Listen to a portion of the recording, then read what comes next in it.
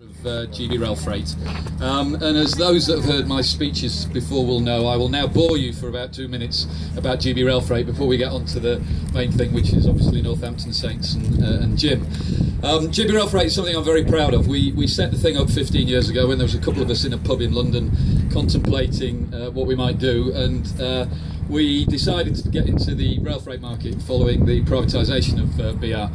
And since then, on our first day of operation, we had about 15 people working for us. But now the thing has grown to employ 650. We employ souls all the way from Inverness to Tunbridge. We drive trains into France through the Channel Tunnel, Cardiff, Bristol, all sorts of other areas that we operate in. And we're now turning over 140 million, which is immensely pleasing. And we whisper it quietly, but about 3 weeks ago we made a big rod for our own back and decided to get into the haulage of passenger trains, because the great thing about aggregates, as you see the heaps of stuff around here, is it never complains when the trains are late. The problem with you buggers sat here is when the train is late, you always give us a lot of grief. But we now operate passenger services from London Euston to Scotland on what is called the Caledonian Sleeper, and we're very proud to have started that. But our day-to-day work has always been moving stuff. And I say by moving stuff, I mean the stuff you'll see heaped up around here. And we move it with these beasts behind me. This is a Class 66 locomotive built in a factory near Chicago in America. We bought this particular one about a year ago.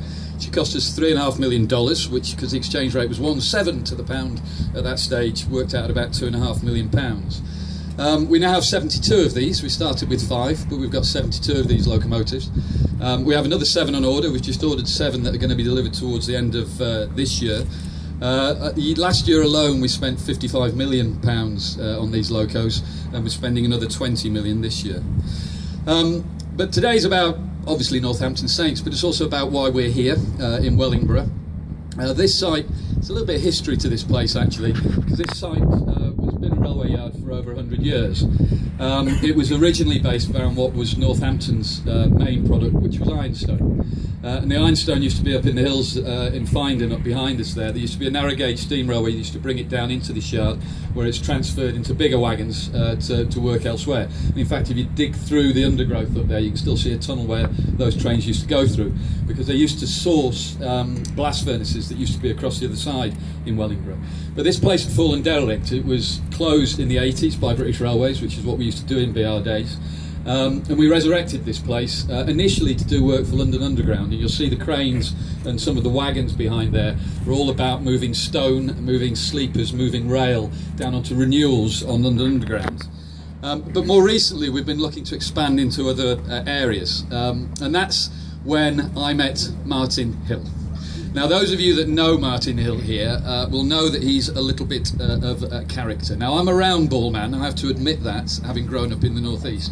But Martin's been trying to valiantly convert me into being an oval ball man. He's got a box at Northants, which I think is a great place. It's unfortunate, I think, being flattened now and a new stand going in. But for those of you that have never been there, there's a selection of boxes, rather eclectic they are, behind some of the goalposts. They then have a small terrace in front of them. So once you've been entertained in Martin's box, you then go out to the terrace to watch the game. And it's always funny because all the ladies that are there migrate towards the front to see the rugby players who are practicing behind the posts, who then show off, remorselessly stretching in front of them and bending over and doing various other things. And all the blokes stand at the back, and as we look over and watch the game, Martin introduces me to everyone who is in the Northampton Mafia, of which I'm sure Martin is the leader, I have to say. So I've now met the bloke who can fix my satellite dish, I've met the bloke who can put my television in, I've met the bloke who can probably bury me on the day I die, actually. So overall it's been an interesting experience meeting Martin. The whole box story of meeting Martin leads into why we're here. What we do for Martin here is, for GRS Roadstone, is bring material in here that constructs infrastructure around the Northampton area. Some of the stone is going towards the A14, some of it goes towards building houses. It gets used on a number of things around this area. And that's in partnership with Tarmac Lafarge, and it's been hugely important to us being able to bring this material in here. So, you know, the reasons we're here are all around the contract that we've got with Martin in moving the material, which hopefully we do efficiently. It's about the regeneration of Wellingborough. it's a little bit about, and I have to admit this, the fact that my family and I have moved here. I moved here about 20 years ago. We lived in a village called Walgrave, just over the back. I have some friends here, wherever they are, wave, where we drink the pub dry on many an occasion in the Boozer. And my kids have grown up here, so whilst I'm a northeast person, they will deem that they've grown up in Northampton, and it's nice to be doing something in the area that's adding value, that's putting some employment back in, but is also investing capital in the local area. Other reasons we're here, we like naming trains. We always name trains. It's history. You name steam trains. In fact, the nameplate on this locomotive, for a steam plate, for a steam locomotive nameplate now, you will pay £50,000. So one day, in 20 years' time, someone will be buying this Northampton Saints nameplate for similar amounts of money. So we like naming trains. We originally did some round ball ones. I started with Sunderland Football Club. We've done Wolverhampton Wanderers and Derby and a few others as well. But this is the first time, and that was on the back of the fact that there's some steam engines were named after football clubs, but a rugby club has never been done. So this is the first time that a locomotive will carry a rugby club. Now I'm pleased to say that as Northampton Saints, we operate trains, or GB Rail Freight rather, we operate trains throughout the country. So this will roll through Northampton Station as well, where we pull intermodal wagons carrying containers from Felixstowe up to the Midlands. It will travel through Gloucester carrying stone, it will travel through Bath carrying stone, but most importantly it will travel through Leicester. And the great thing about it travelling through Leicester is there's a speed restriction of 20 miles an hour, so every bastard that lives there will be able to read Northampton Saints as the train wends its way through the platform. So I thought you might be pleased to hear that. And that kind of leads on to the point of the main reason we're here. The most important thing is about Northampton Saints. I am slowly getting converted to it. I couldn't still quite figure out whether it was or it wasn't a try at Twickenham, but who gives a shit at the end of the day? We won. So, but it's about the success of the club.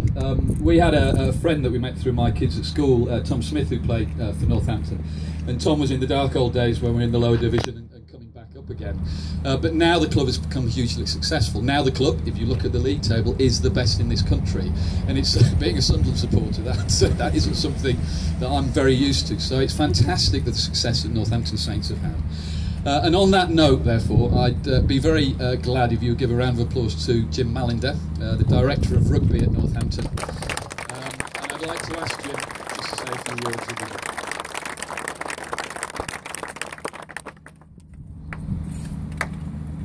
Thank you very much, John. Thank you very much, Martin, for inviting us here. It's a tremendous honour. It's the first time I think we've ever been asked to name a train. You wouldn't class me, I do travel by train quite a lot.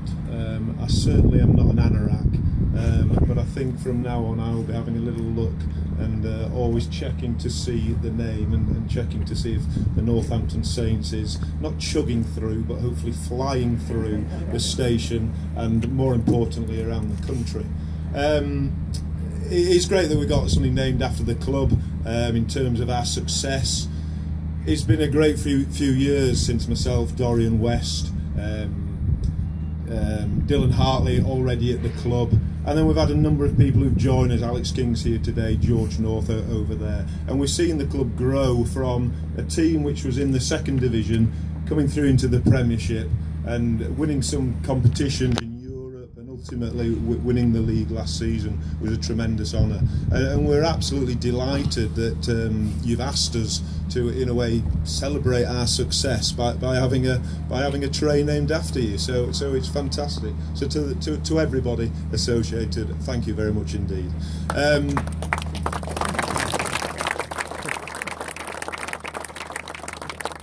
think that's enough for me. Apparently, Dylan Hartley, you need to come up here and do something in terms of opening. I'm not too sure what.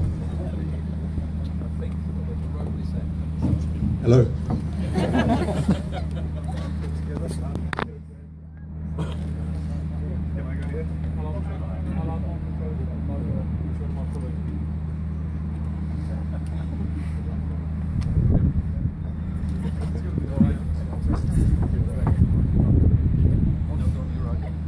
Yeah, you ready? Go.